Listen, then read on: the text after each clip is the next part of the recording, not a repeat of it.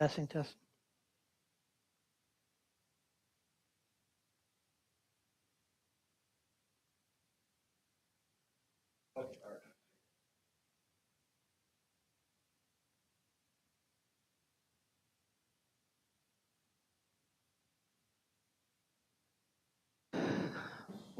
All right, let's go ahead and call this meeting to order.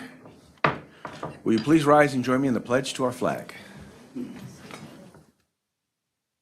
Pledge allegiance to the flag of the United States of America and to the republic for which it stands, one nation, under God, indivisible, with liberty and justice for all.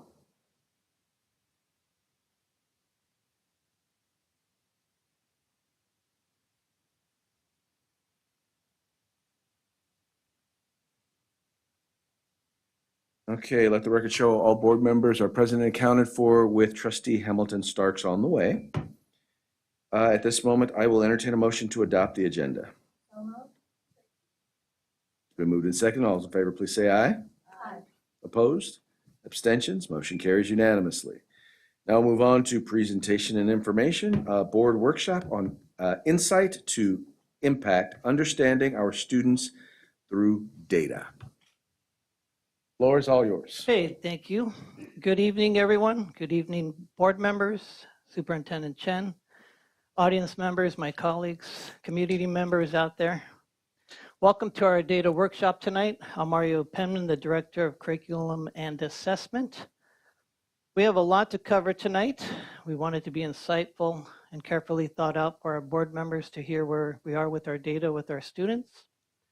Before we go into that, I would like to ask a question.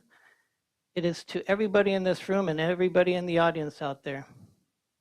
If we asked anybody outside of the district over here at our school sites and here, what would be the #1 priority in Robla District? I'll give you a couple minutes to think about that. What is the #1 priority that people would say in Robla District is? You can write it down. You could keep it in your mind. I'll probably ask 2 people to share if they're brave enough.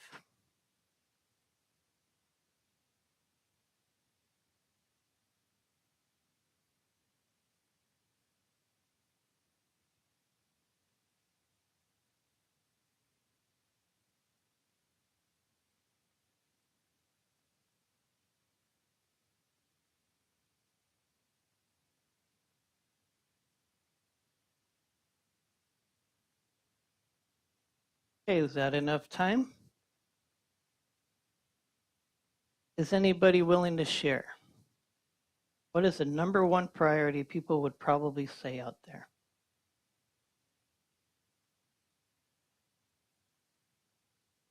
Education. Okay, thank you. Anybody else? Are students reaching their maximum potential? Love it. Anybody else?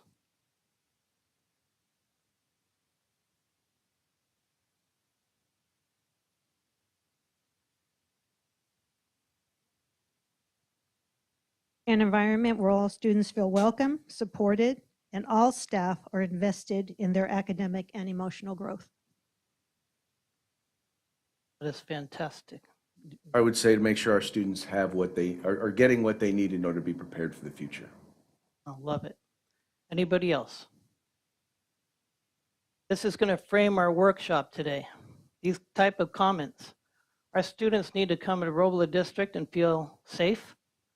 They need to feel emotionally, socially stable, taken care of, cared for by everybody. That is extremely important. And that they can reach their highest potential academically here and into their future. I think all of us want that. Everybody out there wants, I believe. Everybody has good intentions for that.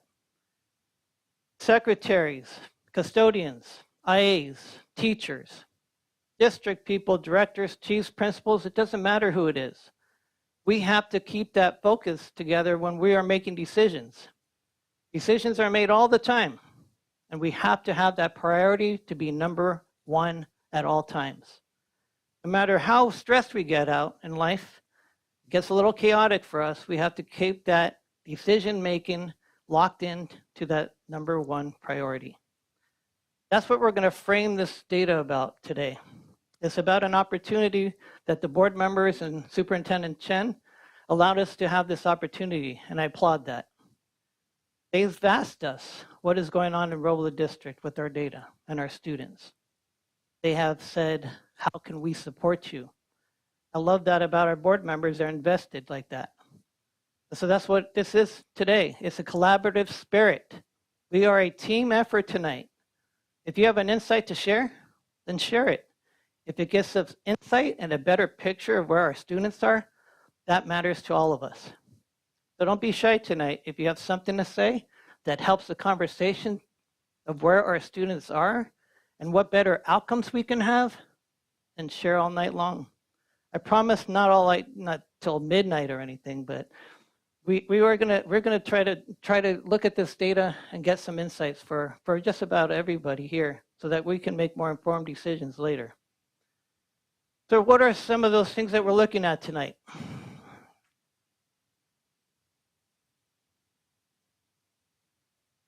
This way. Thank you. Okay, so we have an overview of key data areas. We have benchmark assessments, CASP and LPAC.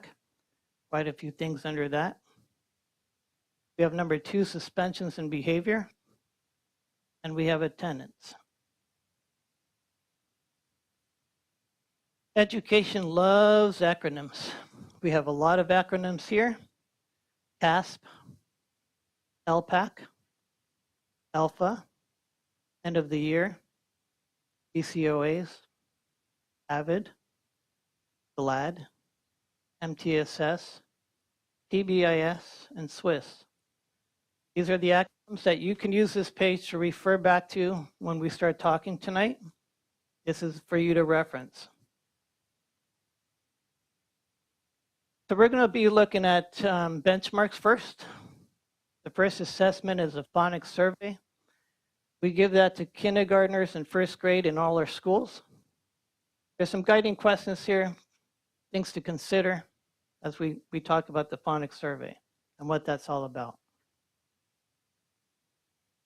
The phonics survey is our district for K1. We give this survey beginning of the year, trimester 1, trimester 2, and end of the year. This is a survey for foundational literacy.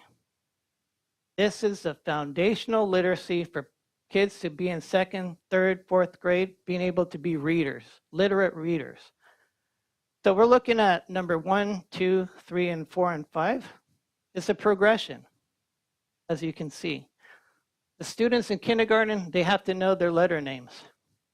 They have to know their sounds.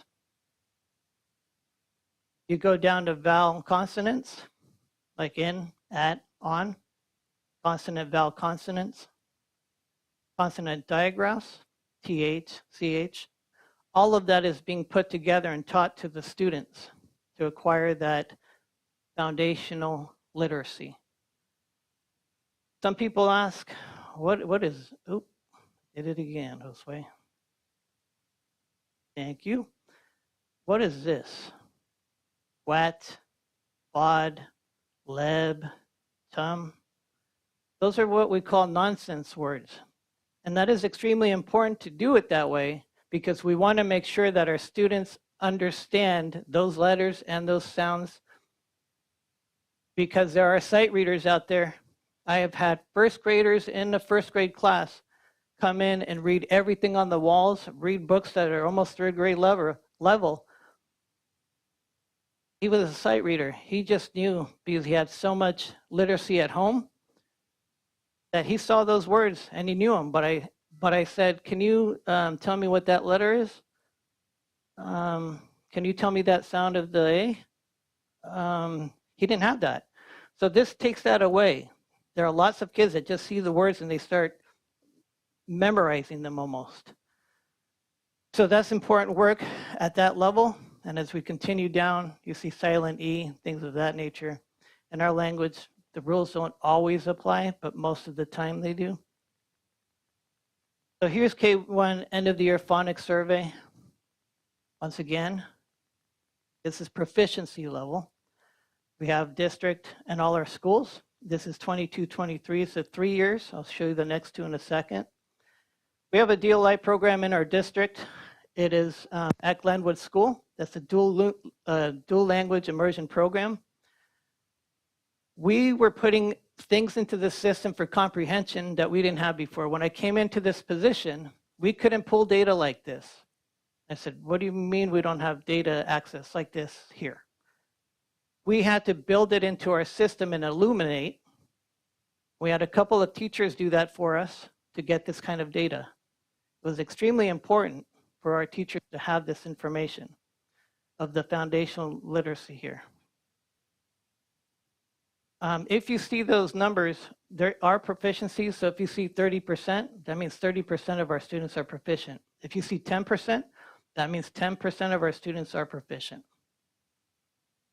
The following year, we did put DLI in here. So those are tests that are done in Spanish for those students.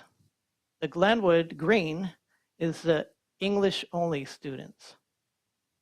You can look at this data like this, if you like. These kindergartners right here are these kids over here. If you want to take some look at that, you can take a look at some of the school areas as you wish and gather some thoughts and wonderings. This is a district phonics survey for student groups. Now I will say this is a slide that is up in the sky. It is a district view, overview of our students, our student groups. This is not at the lower level. The medium level is at the school sites. The other ones that you were looking at, that's more in the medium. The ground level is student data with the teachers. So this is up in the sky, seeing all of the K1 students together and all their student groups.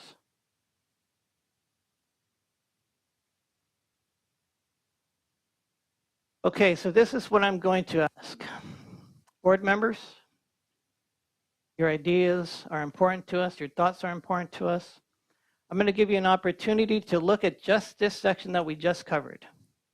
It's a small chunk because we want to make sure that I'm not overwhelming the situation of data with you and the audience for that matter. We want to make sure that we're thoughtful about what we're looking at. Take a look at this for the next about 2.5 minutes. And I'm going to ask that you write on these Post-its, maybe a wondering, a thought, a question that you have. We have the principals in the house tonight. So if you have questions specific to a school, then I please ask that you put something like, I have a question on 24-25 phonics survey. What is happening at first grade in Taylor Street School? You can ask those questions tonight like that, or you can give specific general questions, wonderings as well, as you see fit. I'm going to ask you to do one or two of those Post-its, and you're going to put that right over here, board members. You're going to put them right over here, your Post-its, one or two of those. Audience, if you have one that you want to put up, you may do the same. Mr. Penman, just for clarity, as we're looking at the data. Yes. Because in 22-23, you could not disaggregate the DLI students. The DLI students are just incorporated with all the other students at Glenwood. Is that correct? 22-23. Yes, that's Yes. correct. Okay. Thank And you then for you that clarification. And then you broke them up for 23-24 and 24-25. That is correct. Okay. Thank you. Thank you for clarifying.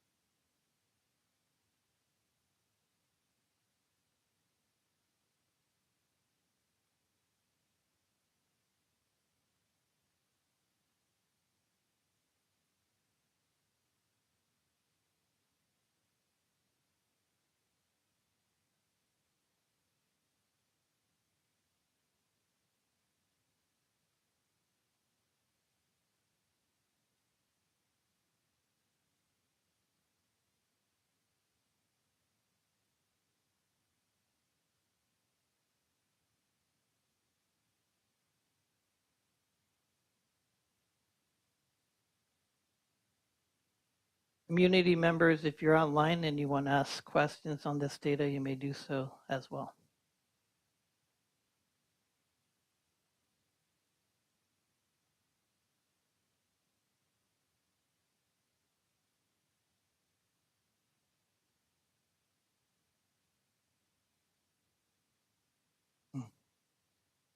Thank you.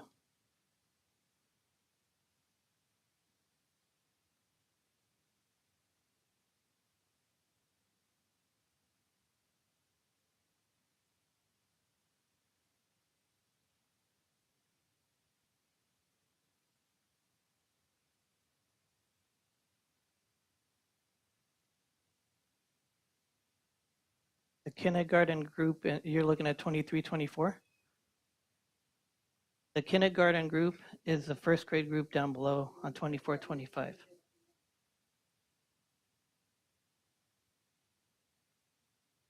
Yes.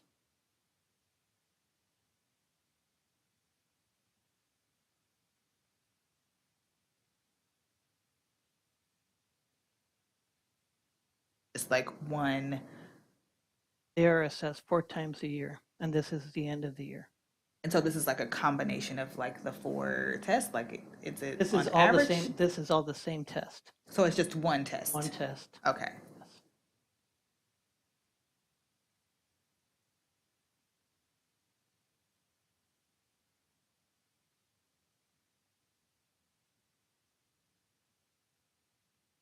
So I guess my other question is, if they're assessed 4 times a year, um, are their results the same or are they different in terms of proficiency? It's just they want to go outside and play, well, so then in the, we're going to put these questions on the post-it. oh, okay, sorry. No, it's quite all right. I think you weren't here for that piece. Sorry for being late.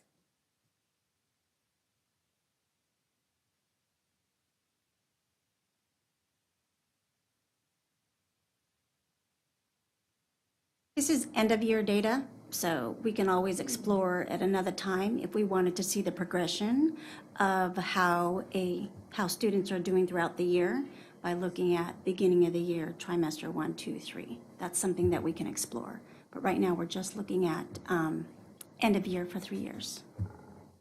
And you are correct. If you wanted to look at cohort, you would look at kinder from 1 year to first grade the following year.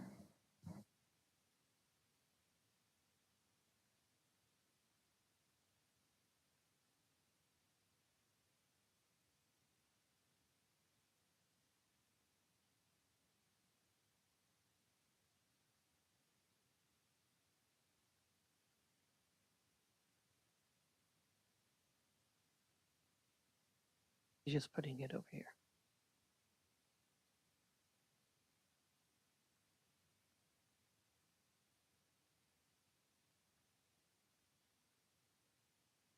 Oh, okay.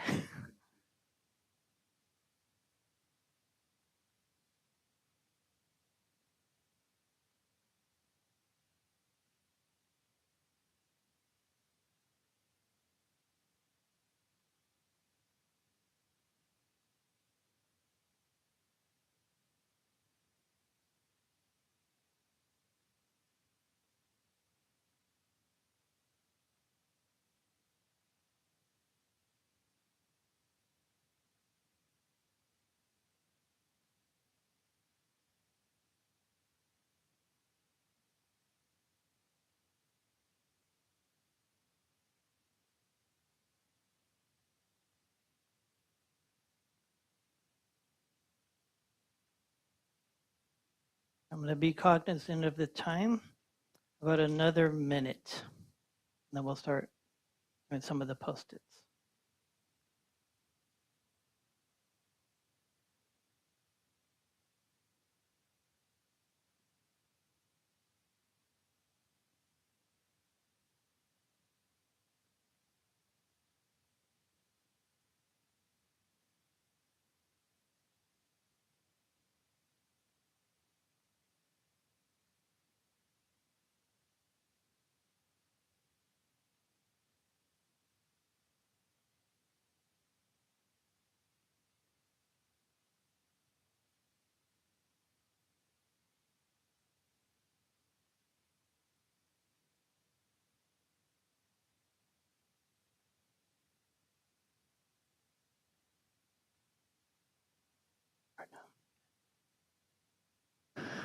Okay, I'm going to start pulling some of these Post-its. If you want to put it up later, we're going to keep all of these Post-its and take everything into consideration as leadership and have future discussions. What happened to cause a dramatic drop across the board in 23-24?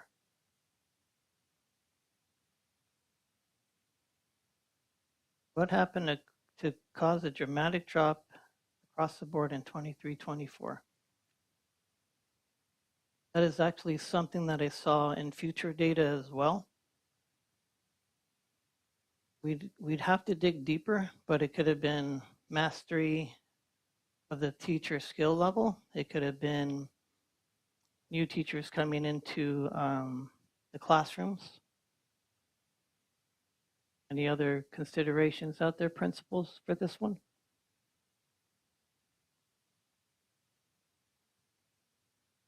I think for some of our kinder cohorts, depending if they've had preschool or TK experience and what they're coming in with.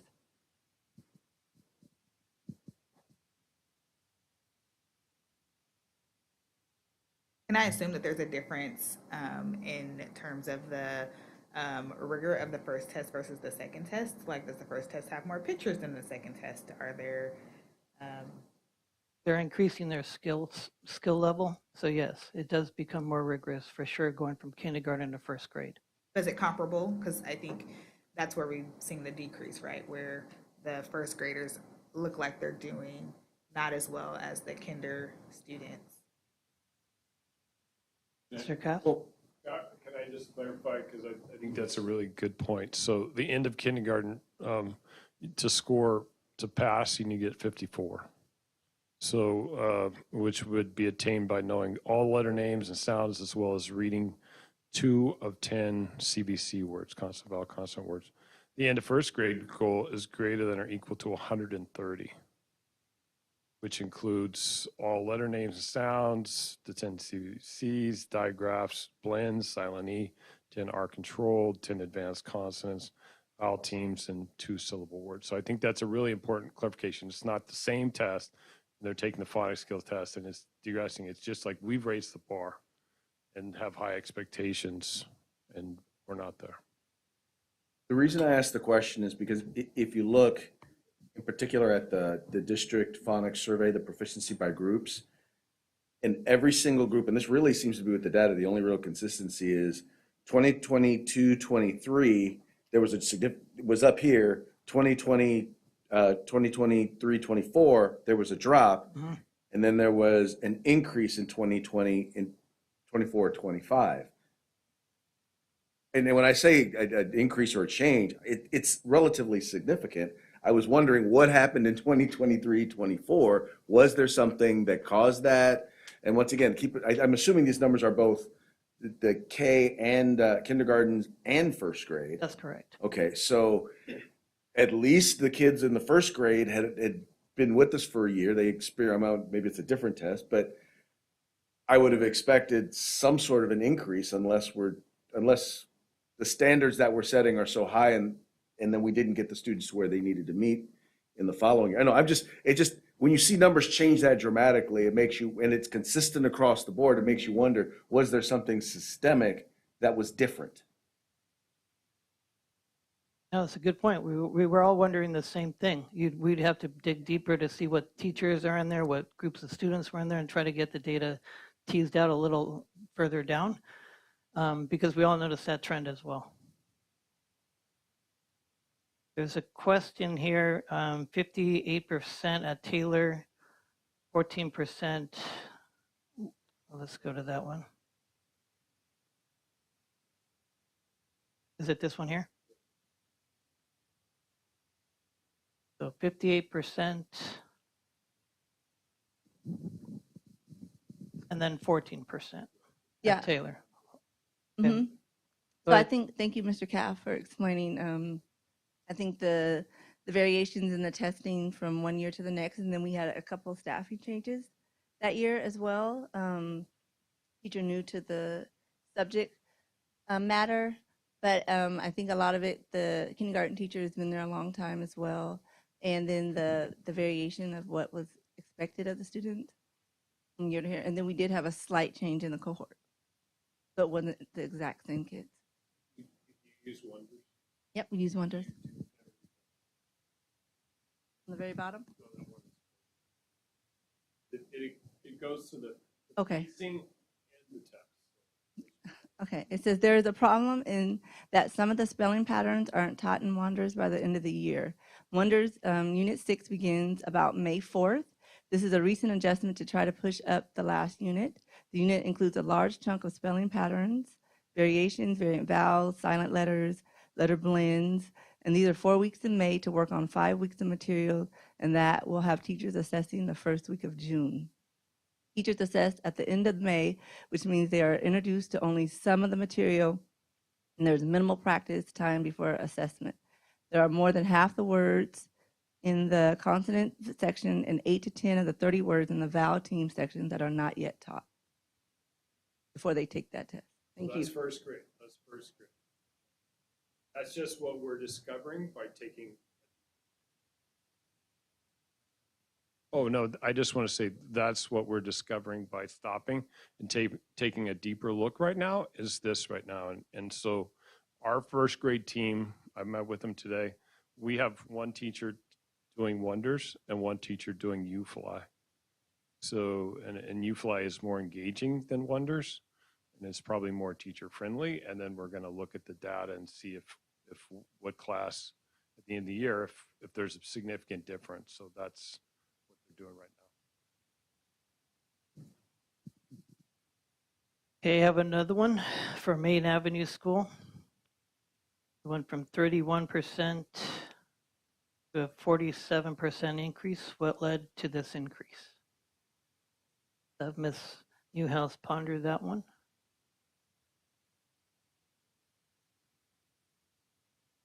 I think in part was some work that we do with SCOE with a program specialist, a curriculum specialist, and we were focusing on differentiated instruction last year.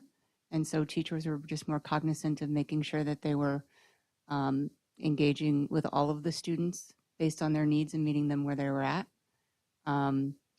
We also were trying to be very intentional about tracking certain data with our extended day groups, and that's first through third grade. And so we were focusing a lot on the phonics skill survey and our phonics work. And so we were able to look at every 8 to 9 weeks what was happening. And we had a pretty high percentage of students who were meeting the goal that we had set for that trimester.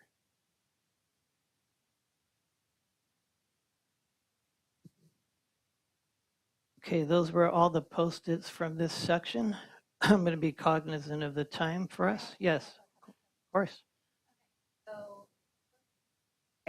How long does it take after the testing for the results to come back for like the end of the year? Do you get them before the kids go home for the summer, or do you get them while they're still in school? We do not get them right when they get out of school. Okay, so there's no way where like teachers could see what kids are struggling and set them up for the following year for the teachers? Or are the teachers the following year aware of where each student needs to focus to get caught up? That data is shared at the beginning of the school year. Okay. I'm just trying to think like ideas to help the kids Sure. and the teachers the following year. Yes, of course. Yes. I put a sticker over there, but I don't know if I explain myself well. For me, what's interesting is I'm looking at 2023, the kindergarten class.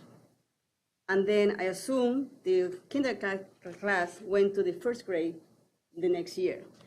And you see the bars of like sample Bell, which was under 4%, it went to 42%, which is great. And Glenwood for the 11 went to 57, which is awesome. But then I was looking over here, the 63%, which is Robla, it go down to 35%, and Taylor for 58 went to 14. So it's the same kid they was doing poorly during the kindergarten, went to next year's, half of them did well in the different schools, and the other half went down. Is there any specific? We'd have to go to the principals for this, which we will do in a minute. Glenwood is not here tonight for the principals, so we can't answer theirs. They know what happened at their schools. The presentations, Director Lyon, are in December and January for the SIPSAs, site plans. And so you could ask Dr. Rodriguez some of these questions about her data because she had another engagement to be in. But the other ones, principals, can you answer some of that from your school? I believe Ms. Benjamin answered it earlier, right? The 58 to 14%. Right. Mr. Cap, did you want to add anything addition to what you were saying? Or you said it already? No, I guess the one thing in talking to our first grade teachers and talking to our reading intervention teacher in the last week to prepare for this meeting is talking about past practice was to have students reading with an adult and getting practice after they're developing beginning reading skills. And at this time with certain behavior and things that we have in classes, that's not as like the whole idea of certain parts of that isn't occurring as much since COVID.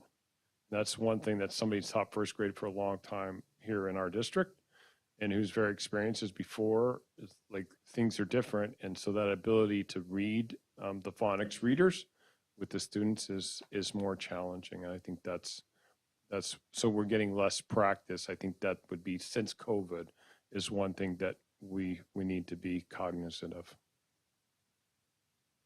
Thank you, Mr. Kath. Board members, are you comfortable going into the next section?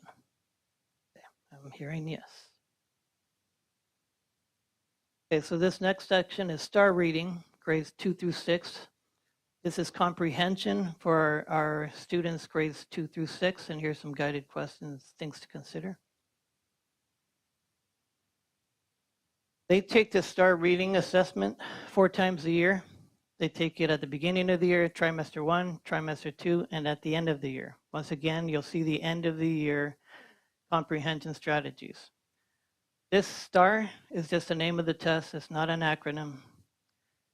We have data on this from a program that is called Renaissance. It's a computer adaptive online test that the kids take 4 times a year. What I mean by computer adaptive is if a child does a question and they get it right, then the next question gets a little harder. If they get it right again, it gets a little harder in skill level. They're trying to find the grade equivalency of each child. If they get it wrong, the computer will take the next question down a level.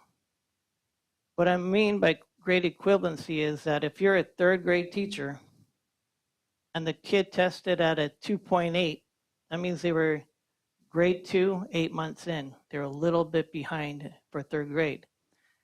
If it's 3rd grade and they get a 3.5, that means that student is a 3rd grade, 5 months, and so they're above that zone. This is extremely important because this is how the teachers can craft intervention groups, small group instruction in the classroom with the students at the same level and materials at their level as well. We have this for 3 years as well. We have it by district, by school sites once again. DLI was the same position here. We didn't do it that school year. We have another 2 years there. DLI is in 2nd and 3rd. We did not get to DLI to finish every input into the system until 24-25. So from this point forward, we'll have DLI information. Once again, the DLI is in Spanish. And then the Glenwood Green is in English only classes. Here's the overview of student groups once again for 22-23, 23-24, and 24-25. And then lastly, we have the Alpha, which Director Lyon will speak to.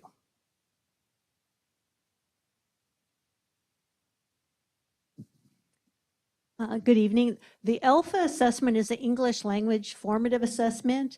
And this is an assessment we created here within Robla utilizing the English language development standards. It does not represent all of the standards. The P2, the numbers in the side there are the standard that's represented in this rubric. Students are supposed to be moving across the rubric from the left to the right. So if you're level 1 on the LPAC, you're in that emerging level, and your goal is to get into the bridging level, the far right side. What this rubric helps us do, because we don't have any other formative assessment or benchmark assessment for English learners, we just have the summative LPAC at the end of the year. And so we can capture some of that information in their reading and writing with their English language arts, but we didn't have a way to capture their listening and speaking. So this is a tool, a rubric that teachers use that at the end of each trimester, actually only 2 of the trimesters, because one of the trimesters they're given the summative assessment, so we don't want to duplicate. But the 2 trimesters that they do not take the summative LPAC, teachers give a listening and comprehension 4-picture narrative. Students respond to that narrative, and then teachers rate where they are.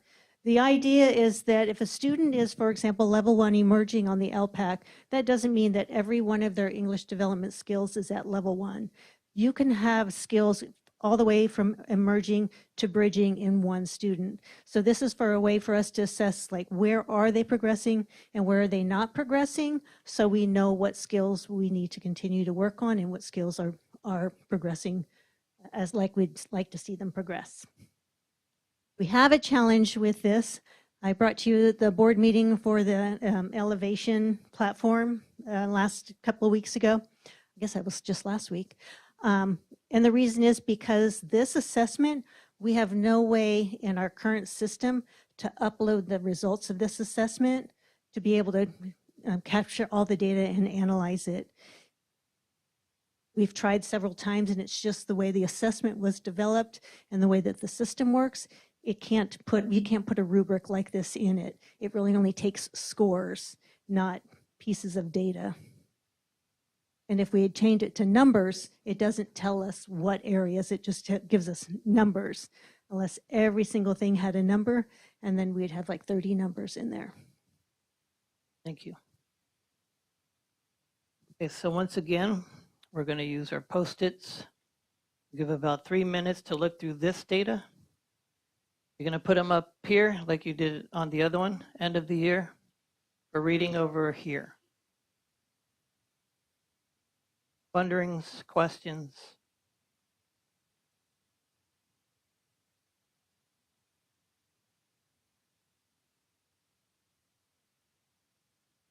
Oh, sorry. Any questions from the public? Please put that in there too. Thank you, Mr. Fajardo.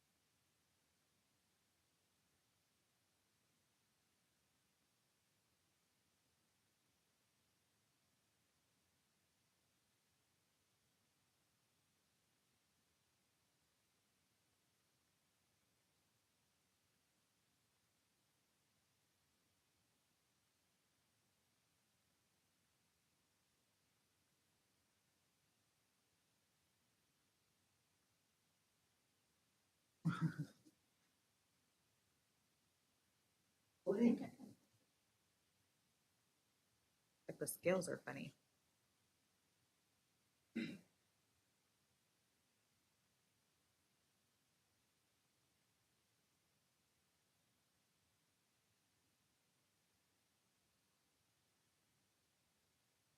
I don't know if this is worth a sticky note, but like looking at the graphs and the graphics, it would make you think that the numbers have gone down, but they really have gone up. It's the scale that's making it look weird. Yeah. Okay.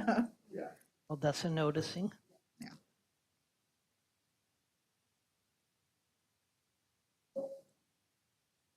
This is a really good thing. Yes.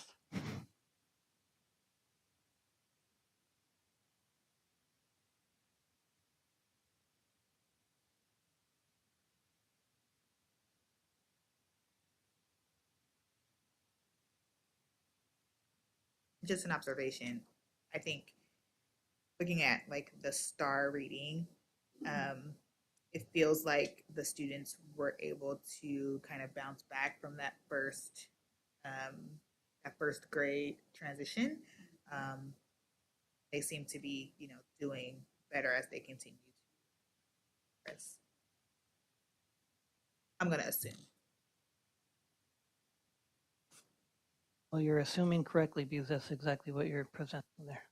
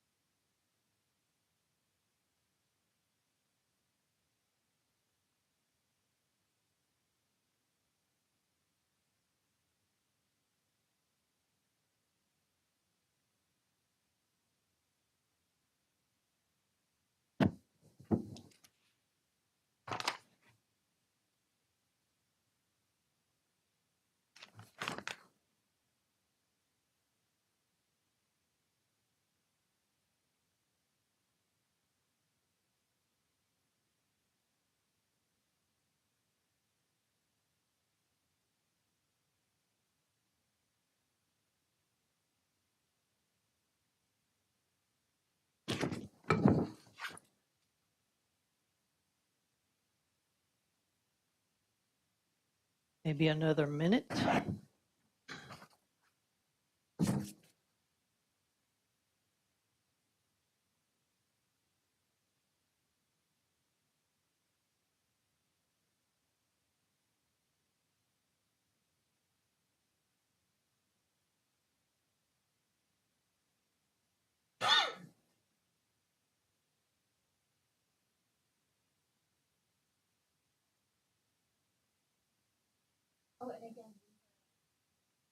Yes, that is correct. End of the year test.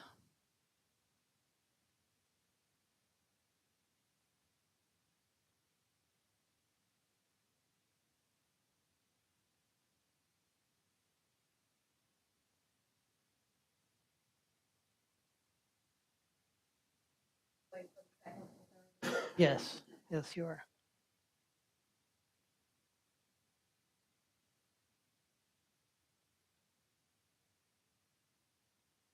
Okay, board members, are you okay with going to the post-its? We had some wonderings over here. Board member Deleuze asked the same question. Significant decline across the board with 23, 24. We're going to have to really dig down on that to find out why. It just seemed like I said, and once again, it was the same exact thing that happened. 2022, 23, the numbers are up here, and then there was just a significant drop. And it's consistent across the Yeah. board, and one has to wonder what happened? That when you see patterns like that occur over and over, it's not an accident. That's a big incident. Exactly. Yeah, it is. That's what I was thinking. I'm gonna blame the test. Oh, no. The good thing is that from 23, 24 to 24, 25, we've seen the numbers significantly increase in both That's cases. correct. Any insights, principals? Or we just got to dig deeper as leadership to figure that out. Okay. We have another one here. I love this one because we used to have these things. Do we have attendance competitions for the area of reading? I'm sorry. Do we have anything like attendance? We have attendance competitions. Do we have anything like that for reading?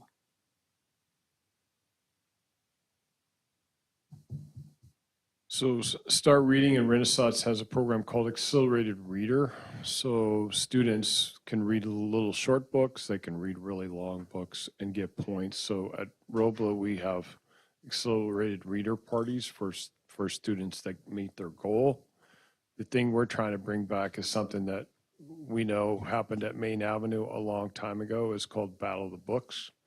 And it's starting this trimester where teams of students read chapter books and then they compete for reading comprehension. I had it in my classroom. It's one of those things where you take silent reading and you put it on steroids and kids want to compete against each other and you got 6 people reading books, the same book in the same class, and then they're on a team. And if their buddy doesn't read the book, then they switch books and they all get to read each book. So it's just another way to kind of get students excited about reading, but that's called Battle of the Books. And we did that for years and years and years. And Yeah. so this Yep. may be the impetus for us to go in that direction again in some manner. So can I make a suggestion? As a previous child myself, I really loved, I'm sorry, I just had to say that. Yes, I was. I absolutely loved like when the schools would have posters up and get all the kids like roaring to go with like colorful posters, and like the kids love to volunteer to make the posters, get the kids involved in starting the competition. Like have the kids make the posters, you know, things like that, with things they're interested in. Maybe even like the older kids can write the books that they loved from 2nd grade. Like you should look at this book, you should look at this book. Like the 6th graders could do that, just to get all the kids excited. And like when a 1st grader hears a 4th grader love something, the 1st grader is more likely to want to do it because everybody wants to be like, you know, the older kids. Yeah.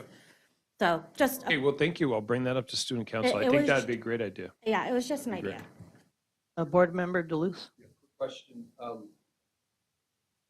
Do we do assessments at the beginning of the year? Yes. Okay.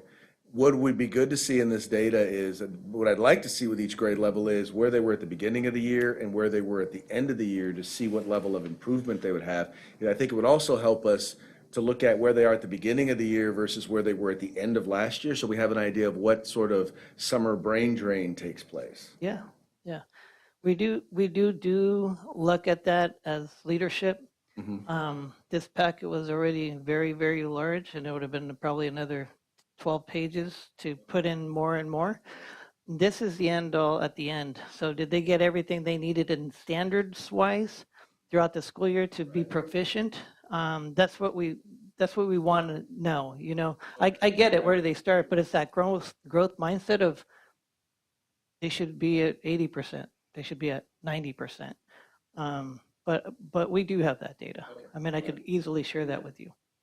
Okay, so 2 quick questions. One is, why did we get rid of Battle of the Books? Good question. 2, Can't hear you. the assessments. Can you explain a little bit more about the beginning of the year assessments versus what goes on in the rest of the year? The beginning of the year assessments, so we have it's called the preliminary test, where we're seeing where our kids are right up front. So if they are a 5th grade student and they're at a 4.4 grade level, I know that their grade equivalency is at 4th grade at 4 months. And it's like that for every child you have. That way you could design your instruction around your groupings, that if some are lower, below grade level, you can work with them with the instructional material that you have. If they're above grade level, because we do have a lot of kids that are above grade level again, and the teacher works with that group in a different way. That's at the beginning of the year, so they know exactly where their kids are. As you go through the standards and they acquire more information and knowledge in that standards of ELA, they're either going to acquire that and take in all the concepts and know how to apply it, and their scores will increase over time, or they don't, or they're somewhere down below or in the middle. So it's the same assessment throughout the year? It's an adaptive test, so it's not the same assessment, but the same exact type of questions. I'm trying to figure out how to phrase this. So you're saying that a kid can take a test and they see that they're at grade 2, month 4. Is it pretty standard about like how far behind or how far ahead they are? And would it be possible, like, is it standard on why they're at that point? to where you could share with the parents or maybe make a packet for like the kids to get caught up, like specific, like, oh, you're a month behind. Here, you can work on this and try to get caught up so you're not struggling as much. I don't think we have capabilities of Okay. pulling that data like that. Okay, it was just an idea. No, it's a great idea. I mean, let me tell you, our data system is not perfect. Superintendent Chen and I were talking about an assessment system that is more user-friendly, that gets the data real time. We have them out there. We're going to explore some options because of this. I don't want to lose focus that this is pretty good data, but there's assessment systems out there that really are real time, really fast, and they have the parent component I do speak of that is more robust. So it's a great question and a great thing to ponder as leadership of where we go forward with that. Because you remember when I was a parent, how Yes, I I was do. always in there asking questions. In a good way, in a good way. Yeah. So, And that's what we're doing tonight. This is all about understanding where we should go and why we should go in that direction for better outcomes for our children. That's why we're sitting here tonight, and we appreciate this opportunity. thank you. Are we good to move forward from this section, board members? I'm seeing a yes. Okay, so we're going to go into the math zone here. Math for grades 2 through 6. Now in the area of math, this is once again, we do this benchmark at the beginning of the year. We do it at trimester 1, we do it at trimester 2, and we do it at the end of the year. We have DLI in there for 3rd grade and 2nd grade in 23-24, and we have it for 2nd grade and 3rd grade for 24-25. Grades 4, 5, and 6, the DLI program only does it in English. That's what the DLA program wanted to do. There's only 2 years of data here because we updated the benchmarks. They were a little, well, they weren't a little too old. They were way too old. So we updated them, and so we didn't have 3 years of data on this piece. Still by district and by schools. And then here we go with the district math benchmarks proficiency student groups.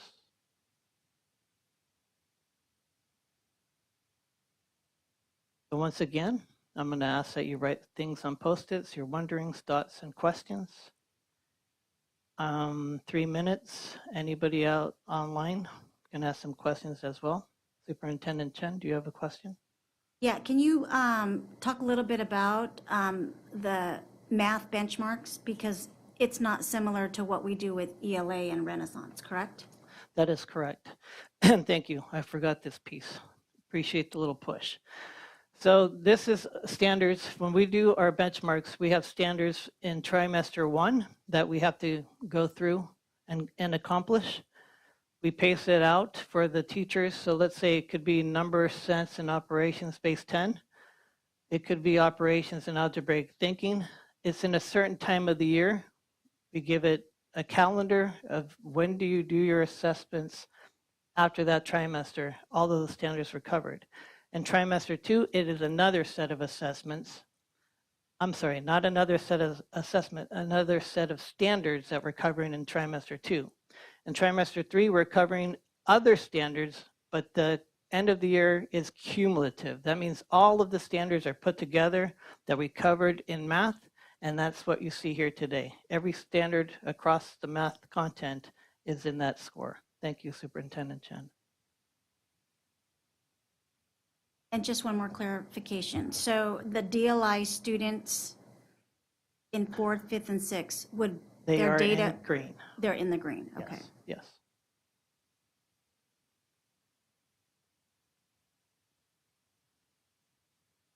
There were no 2nd graders who passed the, who met the standards at Glenwood in 23-24? That is correct.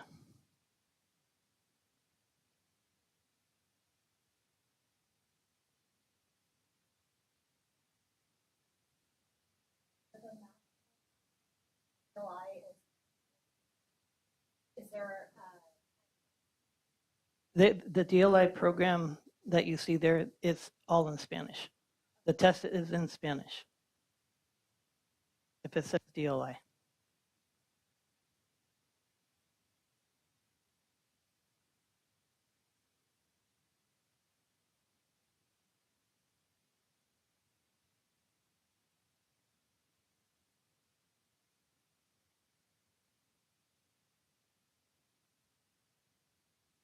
And then there are the student groups.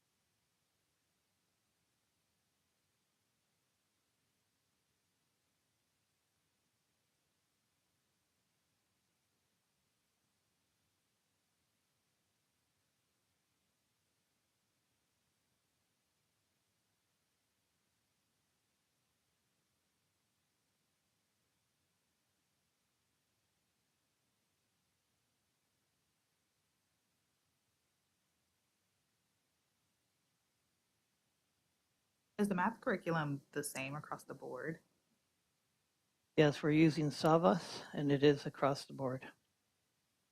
And at this time, we're looking to pilot pretty soon. We're looking at new math adoption coming up. We have, I think, in December, where we get to go to SCOE and check out all of the math curriculum. We already prioritized the things that we want in our next curriculum, so that's coming up. Because our math curriculum is way outdated.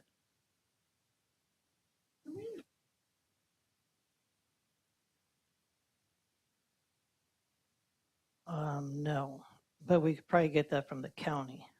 I know in some of our meetings, they're telling us what other school districts use. I'm just wondering if maybe it's the level of the curriculum that we are using, because I would like to see what districts that are similar to ours that are using the same or different curriculum are compared to us, just to see if it's the curriculum that we're using, if it's confusing or something like that. Well, the state has approved adoption vendors, right? So I believe ours is traditional curriculum, for example, second grade, third grade, fourth grade, fifth grade, sixth grade. There are other options like integrated math, where maybe at the upper level,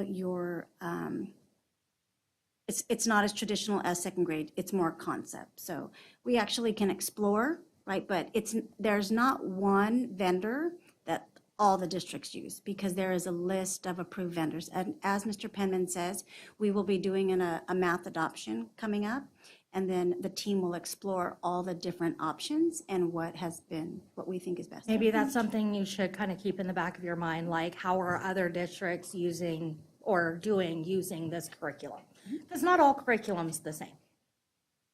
So. Put it on the book. That way I can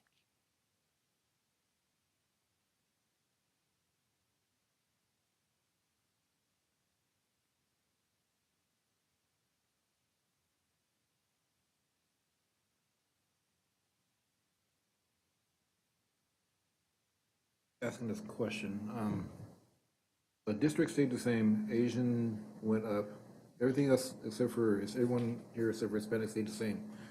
So are you saying that basically the increase in Asian equals the same as all the others that decreased? Or where are the numbers?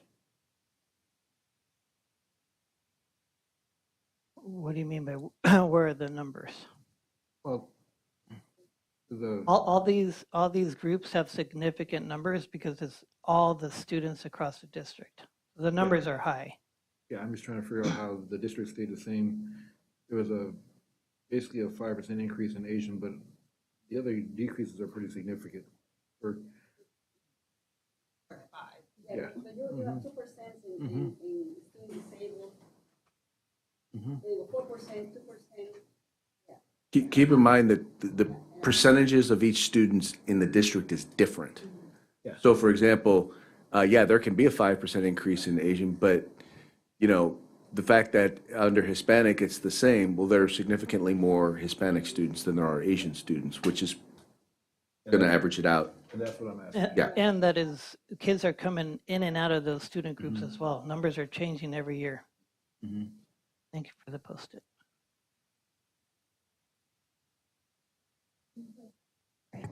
And with these, I know with previous charts, students were sometimes in more than one category. Can we assume that's correct here as well? Yes. Okay.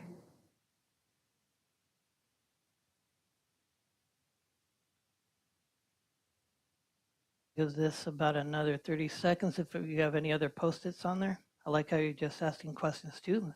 Completely appropriate. No, that's completely fine.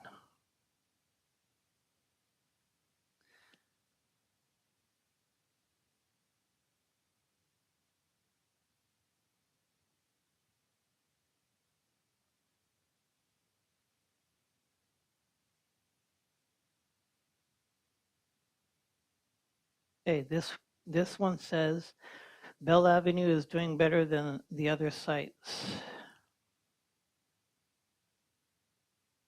Are they doing anything different? That's all. Do you want to answer some of that?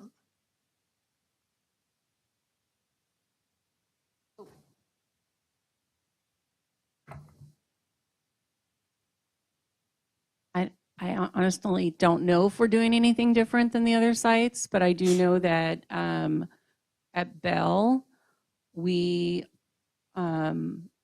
intentionally schedule math for the first period of the day. Oh, Mm. So that is something that is very important. So one of the very first things we do, but math never really happens after lunch. So That's smart. that's a great strategy. Oh, Yeah, I just don't know noticed. if- Yeah, I'm sorry. I'm sorry, I don't know if that makes a difference or not, but that's been it sure does. Mhm. It makes a lot of sense.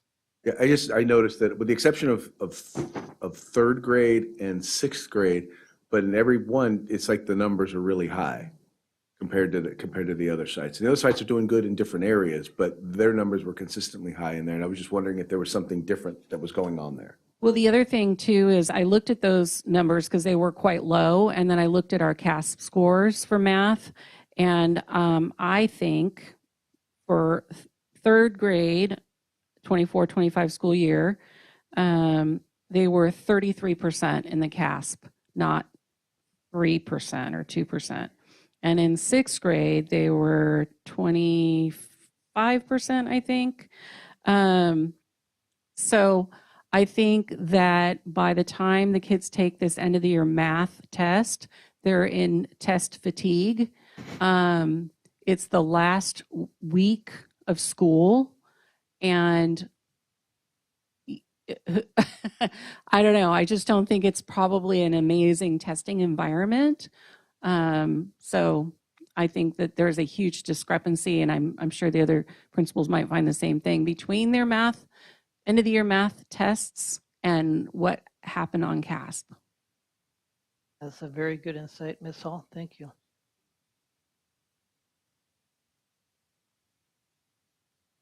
Board members, are we good to go to the next section? Okay. Okay, so we're going to do a little work on CASP BLA in math and LPAC scores results 2025.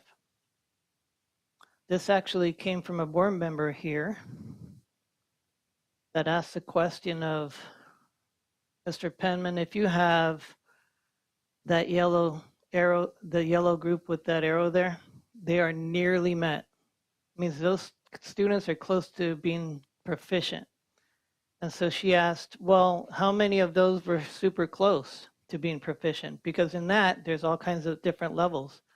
You have this right here at third grade. There's a big stretch there. So what I did is I took that number and divided it by 3 to get the upper 33% of that chart.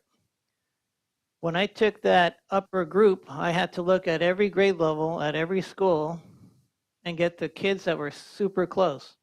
And so these are the kids that we have right now. The fourth graders that you see up there are third grade, tested last year. The fifth graders we have right now, they were the fourth graders that tested last year. I did the kids that we have in our seats right now at our school sites. So the kids that were close in fourth grade, if I took those 19 students that were super close to proficiency and we worked with those kids and we got them up a little, I mean, we're talking probably 2 or 3 questions off.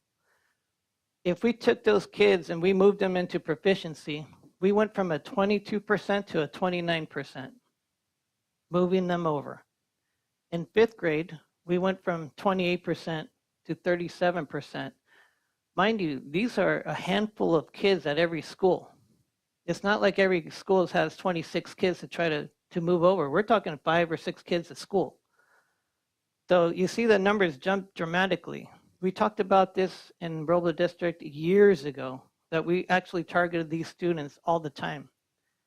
Sixth grade has 17 students and went from 28% to 35%. That is extremely significant because where we were as at proficiency level last year in ELA was 28%. So if you look at these numbers, they are way above 28% if we targeted these children. Same thing for math. We had 21% proficiency in math. And if you look at these kids over here, it's 29 in fourth grade. We went from 22% to 33% if we moved those children over. Fifth grade, we had 31 children super close, 24% to 34%. So you see this pattern of these are children we need to pay attention to. And so we were thankful for that question, Board Member Devine. Director Lyon will do the LPAC portion.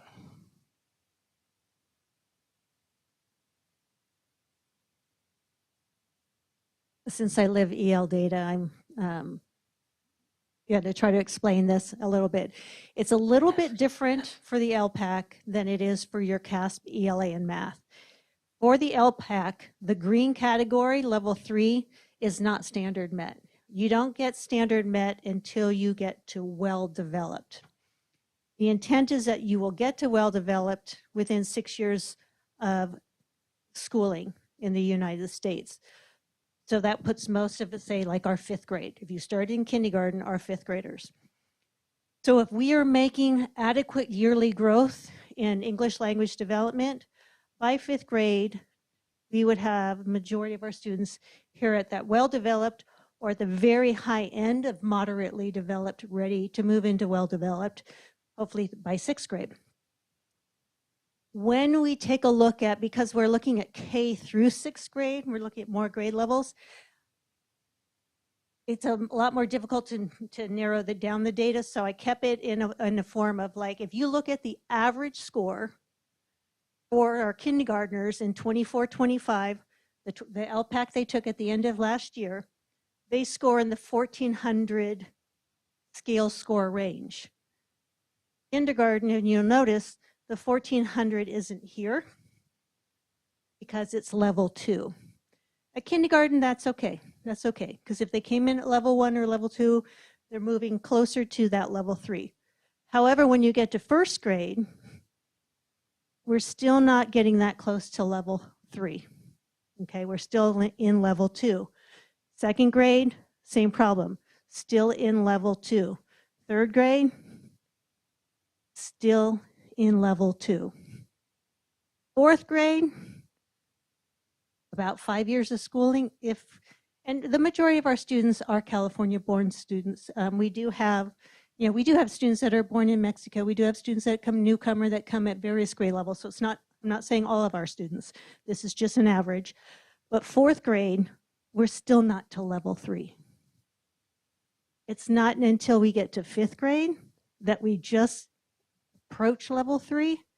And then in sixth grade, again, only 1 point into level 3. So what this tells me is that we're not making the grade level growth we should be making in our English language development. We should be moving faster across as we move through the grade levels.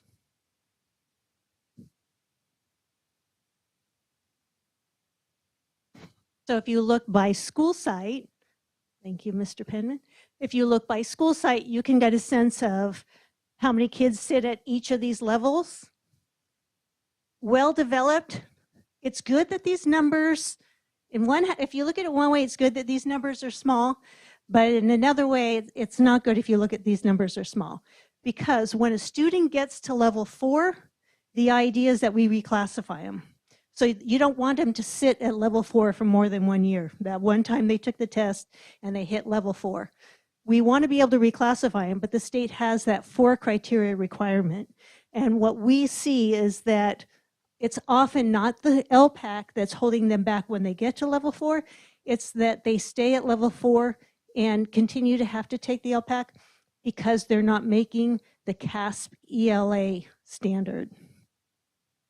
There was one other thing I lost it. Well, if it comes back to me, or maybe you'll ask a question. Thank you, Director Lyon. Okay, we're going to do the same thing here. If you have wonderings, questions, or thoughts, now's the time. Online, you can do this as well. Put that on the Post-its, and then we have new posters up for you to put it up in one of these areas.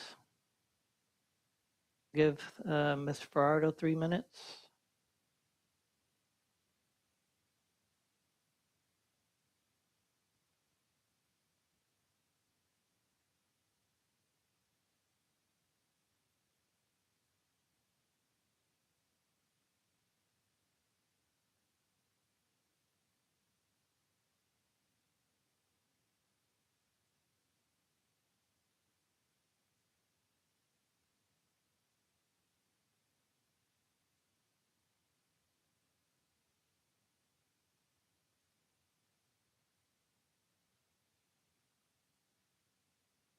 That's a question. Cindy, you said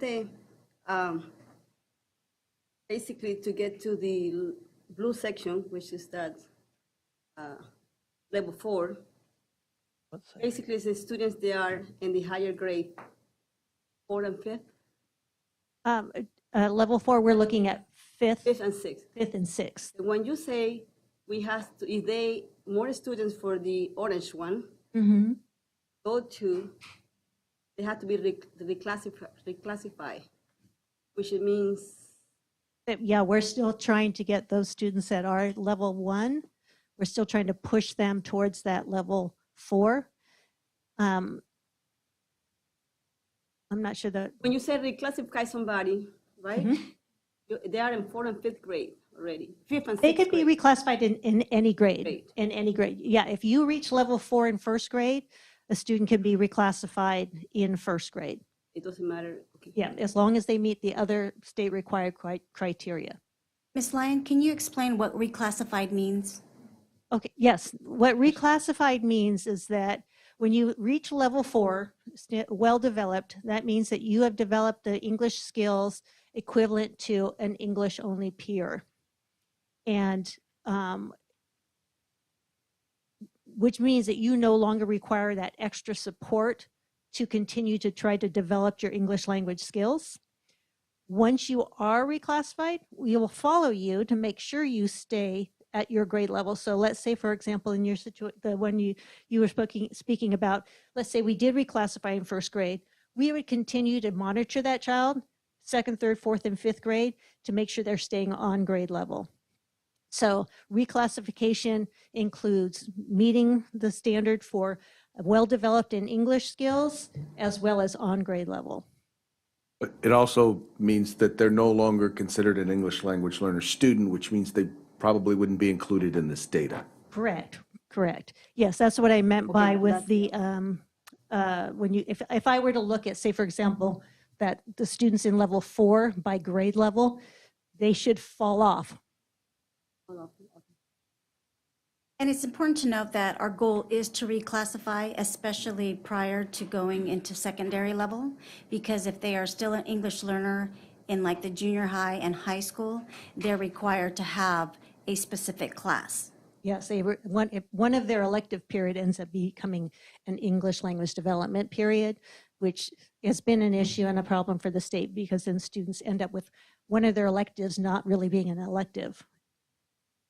You know, my question, I understand that part, but my question is when you said the number is small in the blue section, but we like it, but we don't like it. Yeah, It's so, like that. Oh, yeah, that okay, is- so what I mean by that is, if I have 6% in that blue section, and then I can reclassify all 6%, that's great. But if that number, how do I say, it continues, so let's say, for example, at Main Avenue, I have 16% there. I would say, what grade are these 16% that are level 4? This is what we do, is we look at those, all those there, how many of those can I classify? So if this was, say, 100 students at Main Avenue and 16 of them were in that blue, am I reclassifying all 16 students? The following, so this is where I say, like, you can't see it in when I'm showing K through 6 all together, but when I look at that 16%, if I reclassify that 16 in 23, 24, they fall out. But in 24, 25, it might say only 8.9%, but it might be 8.9 new kids. The other 16 have gone out. Or is it half of my 16 from the prior year plus another 8 kids? So it's, Little bit yeah, tricky. it's tricky. Yeah, got it.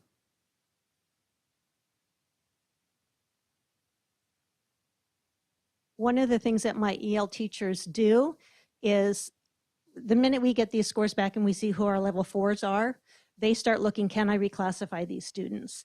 If they can't reclassify the students, those are kind of our students on the radar that we will try to target for extra supports. An example would be at Robla last year, we had 4 or 5 students that were close to reclassifying, but they were level 4, but they were not where they needed to be on the ELA CASP test. We had them in a tutoring group, and we were able to reclassify one of those 4 students. Thank you. Are there any other Post-its to put up, or do you have any other questions in this area? If not, we could go to the next area. Board members, what do you think? Okay, we're going to move along. Okay, so the next section is suspensions and behavior, guiding questions, things to consider. There's 2 things that mitigate some of the behaviors that we have out there. PBIS program and the MTSS process. The PBIS process is it's exactly what it says, it's positive. You're talking to students in a positive way. You're not being punitive when you speak to children about the expectations. You go through schools that have PBIS, you'll see posters in the cafeteria, in the hallway, in the classrooms that give the students exact expectations of how they should behave, and they're taught that at the beginning of the school year. We did it forever over there at Robla. We did it every single year, and we did it every single year because we should. The kids need to hear it over and over. So we have teachers go out every year and go through the hallway, walk with your students, talk about the expectations of their behavior. The target, that's school-wide tier 1. Targeted supports tier 2, you may have small groups talking to the social worker. They may be talking to a vice principal, working out their behaviors, talking about their behaviors. Maybe there's some reward systems involved. And tier 3 is a little bit more significant, but not at this level. It's generally just explaining to children over and over what their behaviors look like so that they're supported that way. The multi-tier system of supports, we want high quality instruction. We want teachers to know how to de-escalate things that happen in their classes. We want them to know how to do interventions with their students academically. So tier 2 is small groups. Maybe they go to an intervention group if they need academic support. And if it's behavior, maybe they go to the social worker or they talk to the AP in small groups and they talk about the behaviors. Tier 3 is a little bit more intensive. We get parents involved. Maybe we have a behavior plan. If it's academic, maybe we go to intervention tier 2 maybe we go to tier 3, maybe going to testing. This process has to happen with fidelity. Both of these do. There's a process of 6 to 8 weeks. If we're putting students in a behavior plan or talking to parents about how to support them, it's a 6 to 8 time period of working with reward systems or working with counselors, of things of that nature, to help support them before we do anything further to intensify it all. That has to happen to mitigate behaviors. When we look at our suspension data, it looks pretty good. They're pretty low across our district, and they have been for a few years. You got district-wide suspensions up top, and then you have suspensions for all the schools. Let me explain suspensions for a second. If I'm a child that's been suspended, Mr. Pittman got suspended for doing something, I'm counted once. So if it's 1 out of 100 kids, I'm the 1% for that school there. If I get suspended 5 times, it doesn't go into that number. It still stays at 1%. If another kid gets suspended with me, and it's 2 out of 100, it's 2%. If both of us get suspended again, it doesn't change at 2%. It stays the same. On the Swiss data that you're going to look at, we'll go to Bell Avenue, Swiss referrals. If there's 190 there, I could be 20 of those. They can be repeated in those numbers. So that's very different than the suspensions. The suspensions I count once. In the Swiss system, it could be me 20 times. What is Swiss? It's a school-wide information system. And that's connected to PBIS. Oh, You're answering my question for the next slide. Okay. You're ahead of yourself. That's great. Okay, so what we have here, this is what you were asking. What is the Swiss information system? Those referrals go into that database. So every school has a database for Swiss, and it's connected to PBIS. You'll see right here, there's other behavior, and it's staff managed minor. These are minor incidences, and these are what we consider major incidences. You have 3 years of data going across. It tells you exactly what behaviors are the highest in each area. Every school has one of these. And then we did it also by location. Where are the infractions happening as the locations? If we look at Bell Avenue, you see that the classroom has a lot, and so does the playground and outdoor area. And every school has that, all the way down to Taylor. What's the difference between physical aggression and fighting? Principles, physical aggression, and fighting. Ms. Hall? Oh,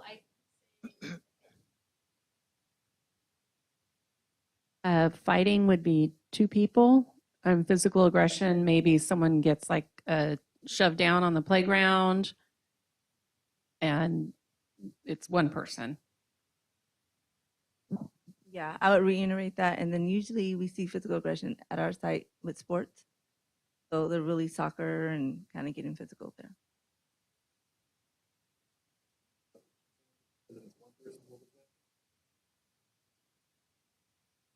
Fighting to me is like mutual, and physical aggression is when one student is being physically aggressive towards another person. Normally, you would think of fighting is like mutual combat. There's usually an exchange between 2 individuals. Physical aggression could be with another student, another staff person, teacher.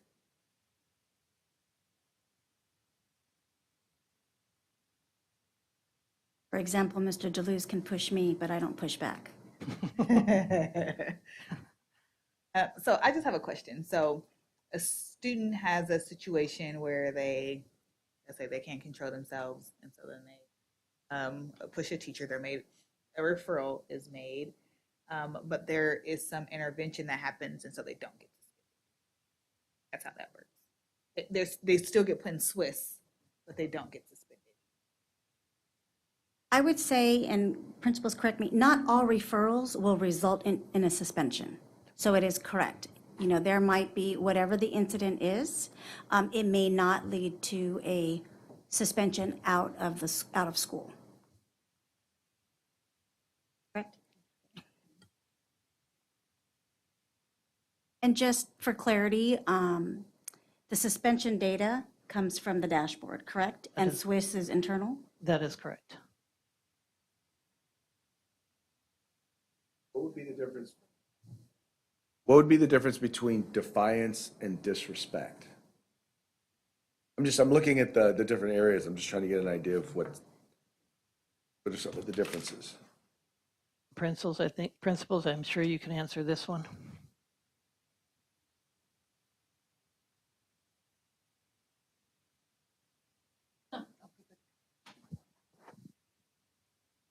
Defiance could be more, I'm not going to do that, whereas disrespect might be, they say, and is something inappropriate to you, name calling. Okay. I get it. And I might not do it too. 2 checks. Yeah. Actually, you can mark multiple things. Okay. So when we fill out a Hold on, Ms. Hall. So when we fill out a Swiss referral, we often mark multiple defiance, out of bounds. I'm thinking of elopers. They're being defiant, they're out of bounds. And maybe they're even being like unsafe, well, they're probably being unsafe as well. Could be a lot of things. So some of the staff managed could be, so for example, if you have a defiance or insubordination non-compliance, that could also fall under would that fall under one of the referrals? Okay. Okay. I was going to mention, and these referrals are done by the staff. So usually teachers, if you can see on a lot of those, the classroom has a lot of referrals because the teachers, they're managing, and there's major and minor referrals as well. And most of the minors, the teachers are managing that, making us aware it's happening. All right. Ms. Hall, can you just clarify when you said that one referral can have multiple things checked? So if the numbers on here seem high, it's not necessarily like 190 incidents of one thing. It could be one incident that might qualify for 3 areas. Several things. Okay. So it could be disrespect. It could be physical aggression. It could be disrespect. Maybe there was language, aggression, and then they ran out of the school. So they're also out of bounds. It's good though that you have it so that even if it's managed by the staff, it's still reported. Because then that still goes to the numbers of things to let us see, okay, what are the things that are more prevalent that are happening and whatnot. Just because the teacher dealt with it doesn't mean that it's not happening. And it's not something that needs to be addressed throughout. So that's actually very, very helpful. I have a question about how these things are defined and how people or how our staff kind of determine what area it goes into, because I might see defiance different than someone else, and so then my personal biases might come in and kind of put in referrals more harsher for certain students based off of my interpretation of the description. So I'm just wondering, like, how do they know what each of the terms mean, and then how are they trained on how to identify what those behaviors, or like how do they determine if it's one thing or if it's 15 things? And I have the same question. Yeah, I was the trying same to get to question. that. Yeah, Okay. and how is this normalized across teachers and across sites, and then how is it defined? So, same question. So PBIS and Swiss have already determined the definitions for us. So there's a standardization of what defiance means, what disrespect means, what lying means. So that's already created for us. We all have PBIS handbooks that have PBIS lessons that have been written for the common areas, for a whole bunch of processes. And then at staff meetings or PLC meetings, we do trainings with our staff to talk about how do you fill out a referral form? What are the definitions? How do you record this data? So there's a lot of things that are already standardized through the PBIS system. Ms. Hall? I'd also like to point out that not every referral goes home to a parent.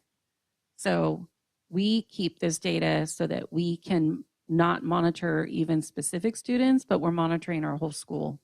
Sometimes we use it to look at like a specific student, but like for me, we use this data more often to look at like a general area that maybe is problematic, like the boys' bathroom or the playground or whatever it is, or maybe a time of day that seems to be problematic, or things like that. So there is an area on that Swiss form that we're filling out that says parent contact, yes or no. So if a kid's running down a hallway and they get a Swiss referral for that, it's just because that's a problem at the school, that running in the hallway, and so they're monitoring how many kids are running in the hallway. They don't need to call home about that, and they don't even need to report that to a parent, because that's just a quick, hey, please walk, don't run, like quick. But it could be a school's really tracking that, so they're going to write that up every time because they really want to know if it's an issue or not. So this is like really, Swiss is more often probably used for big picture of the school versus identifying, like I can understand what you're saying, like your biases might come in and you're like really, writing specific kids up or things like that. But really for me, it's a very much a big picture tool. And then I wanted to reiterate too, on the bottom of the Swiss form, you can fill out exactly what happened.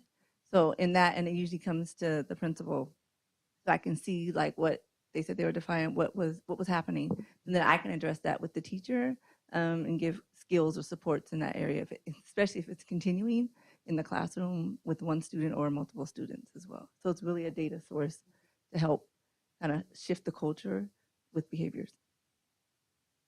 There is no breakdown by student group. Is that intentional, or do we not have the data? I'm sorry, I didn't hear that. There's no breakdown by student group. I don't know if Swiss does that, does it?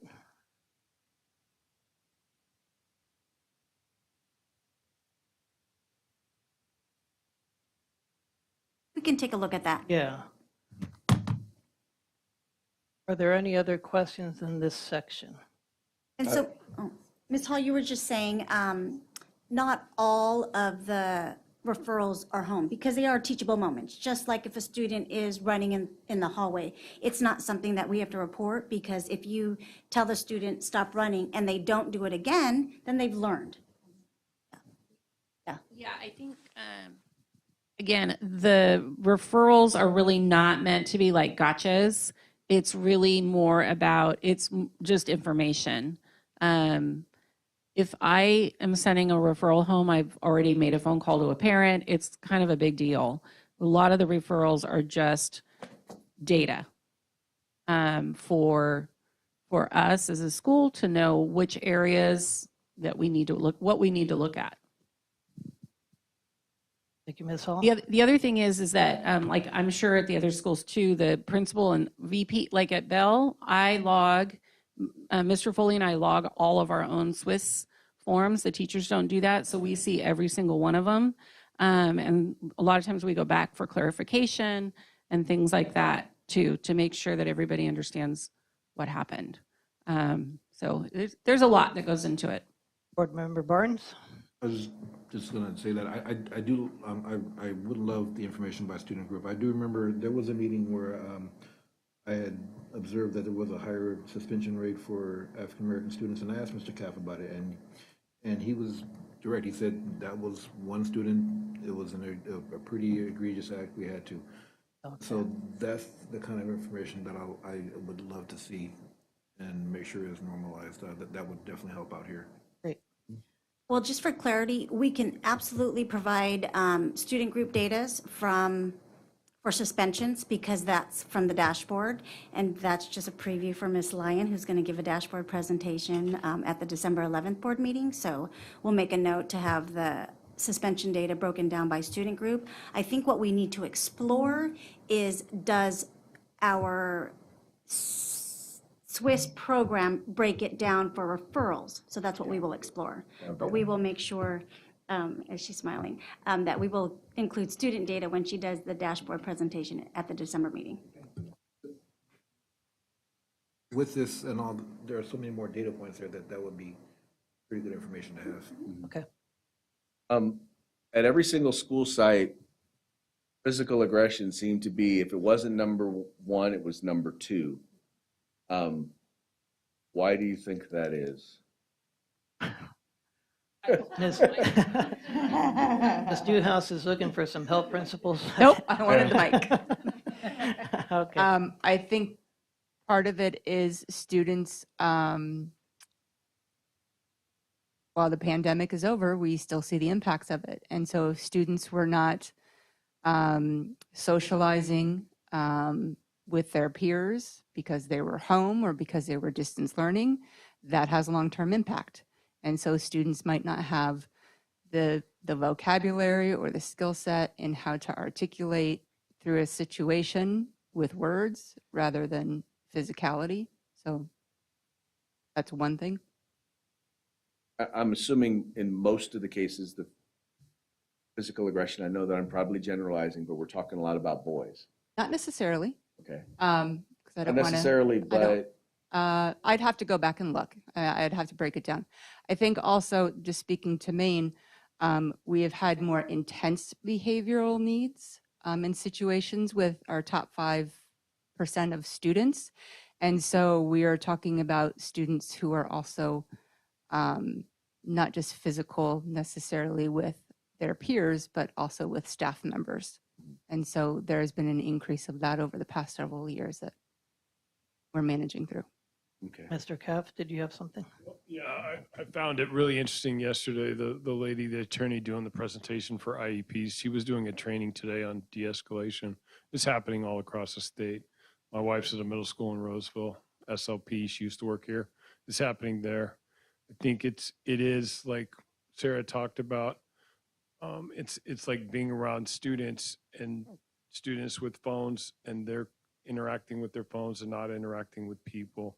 So when you have conflict, they don't have the social skills that some of us learned at home.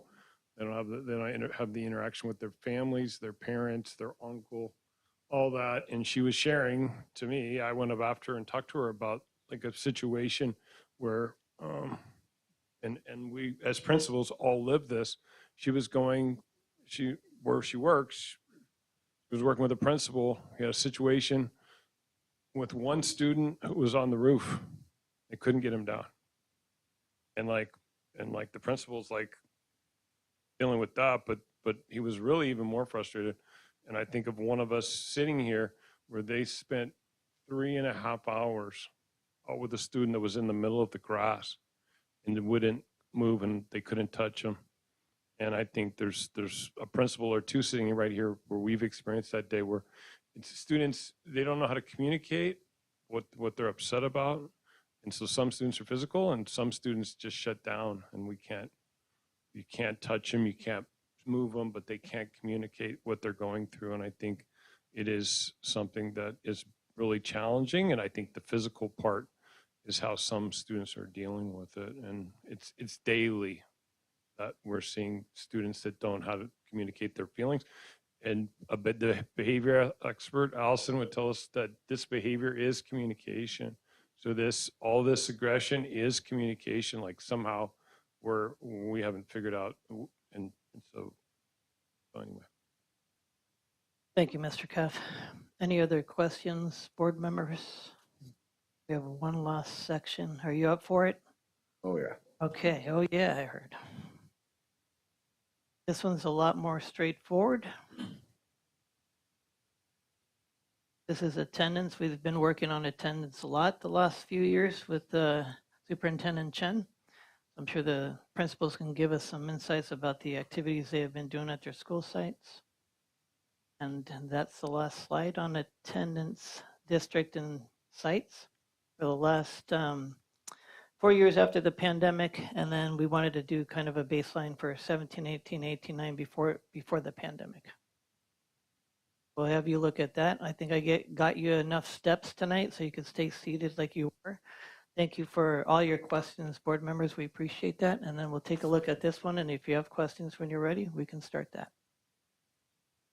Can you explain a little bit why the Ps are for 1920 and 2021 and what that means? Those are the pandemic years. We had some online and some offline. And then we were in distance learning for 1 year completely. And so the attendance calculations were different in those years, and they were not similar to what we're doing now. Thank you. Thank you, Superintendent Chen.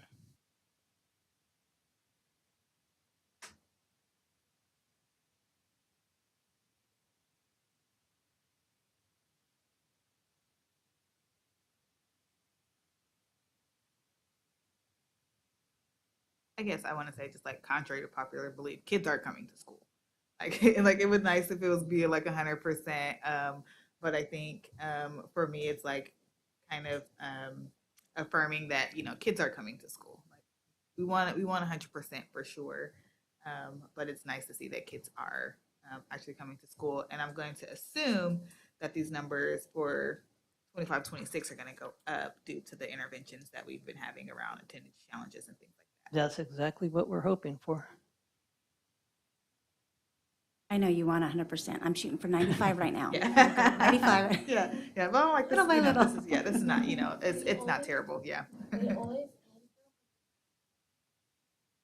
Yeah. It's still in it.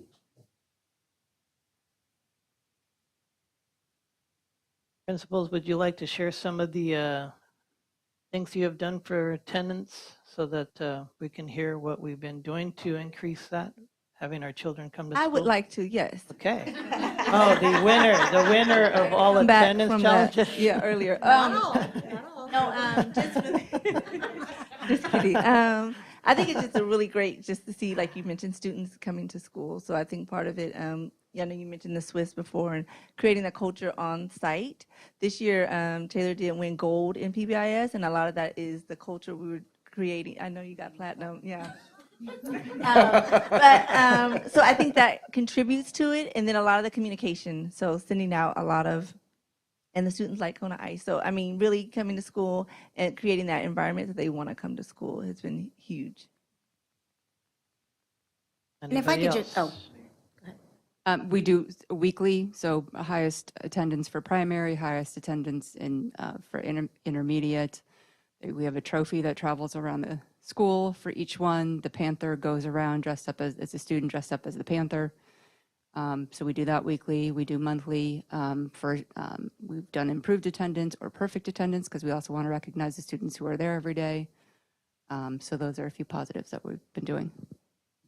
and I want to note, I really am excited, looking forward to numbers for 25, 26, because I think one other addition that we have is our community school site liaisons.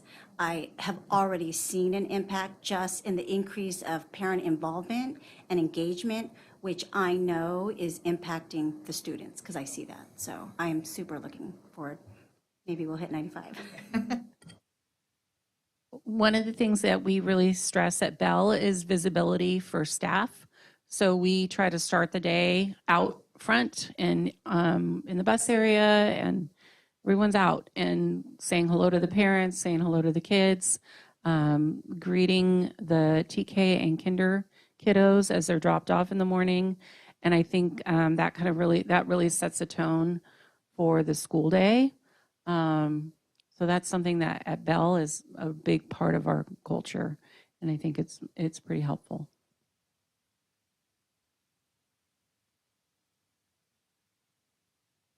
No, I just want to say thank you, Jana. I know you're watching, but Jana Cooper And Hillary, they are so sweet and understanding and enrolling. So I really feel they're a big part. And Superintendent Chen, Magda Chavez, like she is calling these families, and that was something that I think she is very skilled in talking to families that are having challenges, and it's a whole nother level of expertise. So thank you, uh, school board, for that community school support, because she is really enrolling and really understanding with families, and it's a whole nother level of engagement with families. So thank you. Do we have any other questions, board members?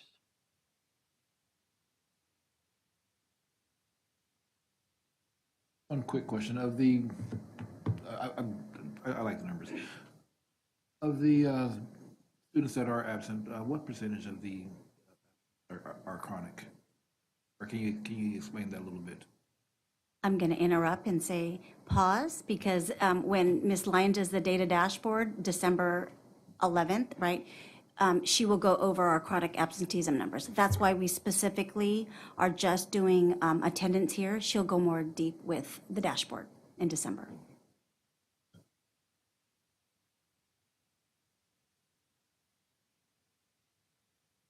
Any other questions?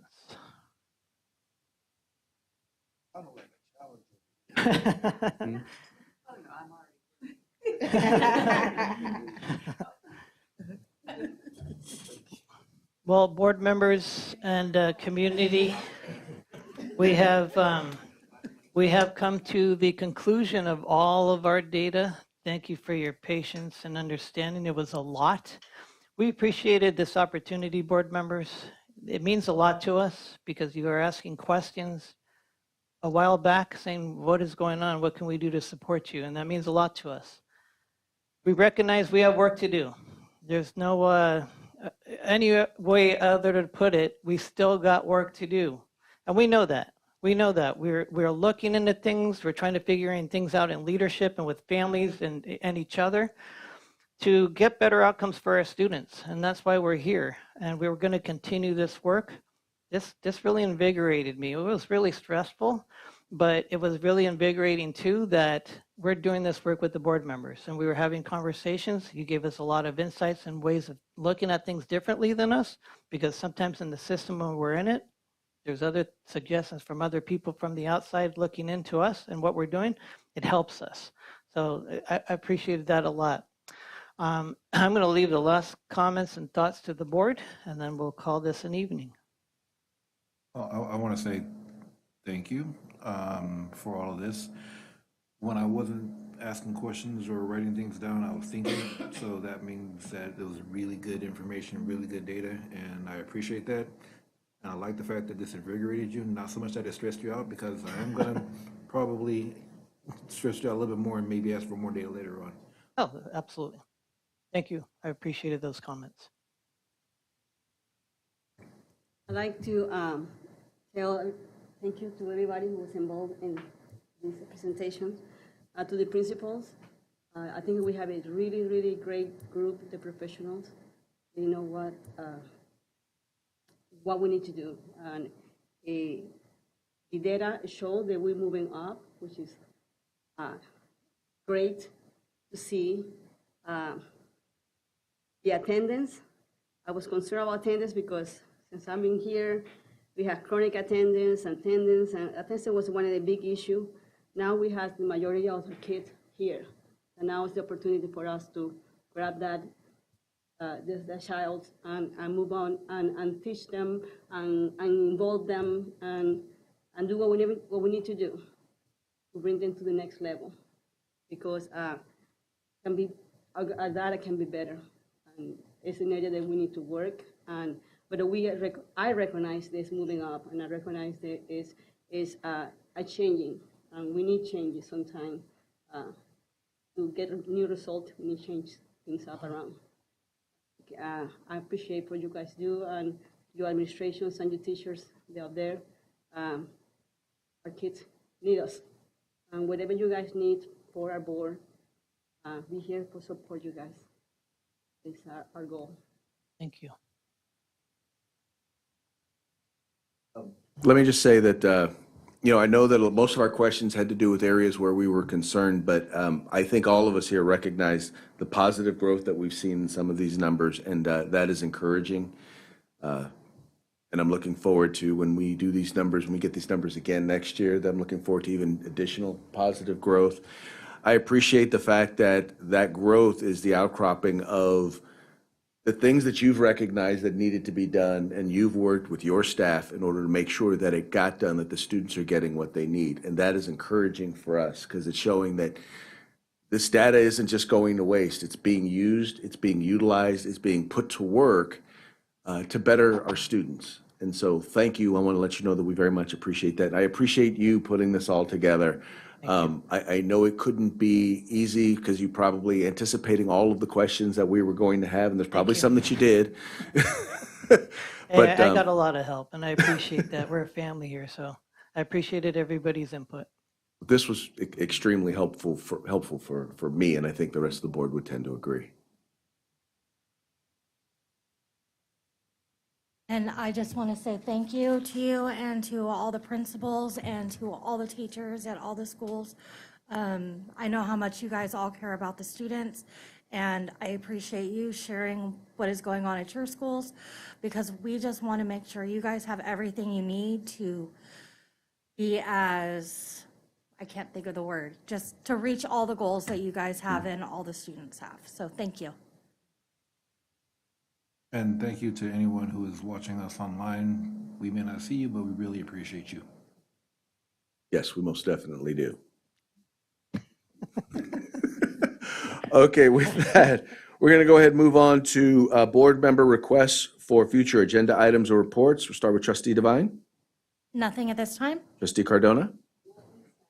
Trustee Hamilton Starks. Nothing at this time. Trustee Barnes. Nothing at this time. And I have nothing at this time. So this meeting is adjourned. Thank you so very much.